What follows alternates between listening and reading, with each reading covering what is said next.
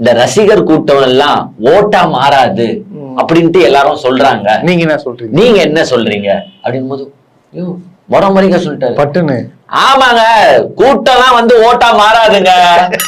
உடனே அங்க இருக்கிறவரு திருப்பியும், சார் கூட்டம் எல்லாம் ஓட்டா மாறாதுன்றீங்க, விஜய்க்கு கூட அது ஓட்டா மாறாது. யோ யாருக்குமே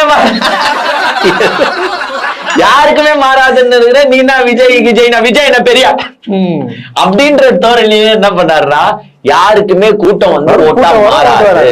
கூட்டம் அனைத்துமே ஓட்டா மாறாதுங்கிறது வந்து எதிர்கட்சிகளுடைய கருத்தா மாறாது. அது எல்லா தலைவர்களுக்கும் பொருந்தும். விஜய்க்கும் அது பொருந்துமா? எல்லா தலைவர்களுக்கும் பொருந்தும். விஜய் தனியா அப்படி நம்ம ஒதுக்க முடியும். எனக்கும் பொருந்தும். எல்லா தலைவர்களுக்கும், இந்தியாவில் இருக்க எல்லா தலைவர்களுக்கும் கூட்டம் சேர்த்துட்டா அது ஓட்டா மாறாது.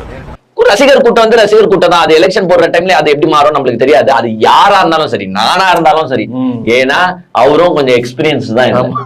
அவரு வந்து எலெக்ஷனுக்கு முன்னாடி இந்த அரசியல் கட்சி தொடங்கும் போது அவரு எவ்வளவு கஷ்டப்பட்டு இருப்பாருன்றது அவருக்கு தெரியும். கண்டிப்பா மதுரையில எவ்வளவு கூட்டம் கூடிச்சு, எவ்வளவு கூட்டம். கமலஹாசன் சாரை பார்க்க அவ்வளவு கூட்டம், அவ்வளவு ரசிகர்கள் வந்தாங்க. ஆனா அதெல்லாம் ஓட்டா மாறிச்சா மாறலையா அப்படின்றது கமலஹாசன் சாருக்கு தெரியும். எக்ஸ்பீரியன்ஸ்டு. அந்த எக்ஸ்பீரியன்ஸ்டு வந்து இப்போ நான் எக்ஸ்பீரியன்ஸ்டுக்கு ட்ரைனிங் எடுக்கிறாரு. தம்பி நீ போவ, ஒரு 5000 பேர் இல்ல 10,000 பேர் இல்ல 15,000 பேர் வருவான். அந்த 15,000 பேர் அப்படியே ஓட்டா மாறுமானா மாறாது.